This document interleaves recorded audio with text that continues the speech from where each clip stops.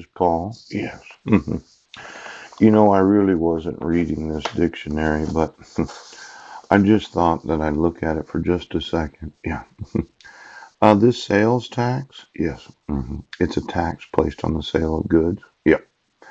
And then there's that saliva. Oh, the tasteless fluid secreted in the mouth, which aids in digestion. Yeah.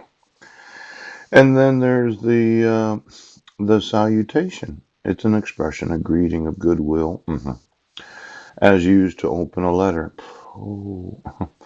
Now, I wanted to mention that there are certain states where the sales tax is what they receive. Yes. It's not an income tax state, and the state of Washington is a sales tax state. Yes. Now, I had made a video quite a long time ago about how children pay sales tax. Yes. My five sons have bought items that are not food items. Yes. And there's this cliche about taxation without representation. Yeah.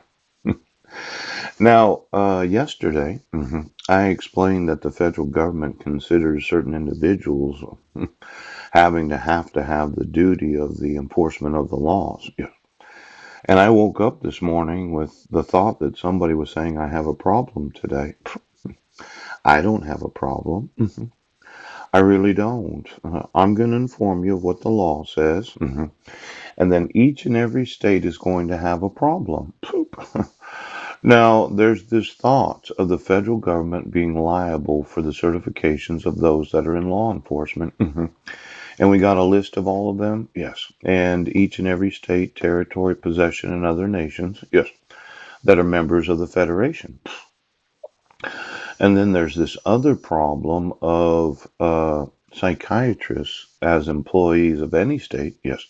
That provide the mental health evaluations? Yes. Not just those that have violated the restraint provisions of protection orders or dissolutions of marriage. Now I want every mental health evaluation of every person accused of a crime. Oh. Now I know that there was an accusation of a different kind of crime in February. Yes. But this thought of the actual mental health providers that are there to evaluate the restoration process. Yes. Knowing anything about the accused, because it looks to me like the plaintiff in this, the state of Washington, yeah, uh-huh. They have an obligation to not violate the color of the office of state employees that are psychiatrists. Yes.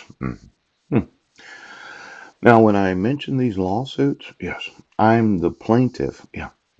I'm the individual that petitions, right? I'm Paul C. Budnick, the individual, yes, that's going to sue each and every state for divulging any of the personal information of any accused defendant of any crime. Yes, because you're there to provide the evaluation if the individual is competent or not competent to stand trial. Yes. And if there was a question of competence, yes, the restoration process is there to establish sanity. Yes. There's absolutely no reason for any person in the mental health profession to know of any accusations of any individual. Yes, because the accusation of crime has nothing to do with the sanity of the person. Poop! Now, today you have a problem.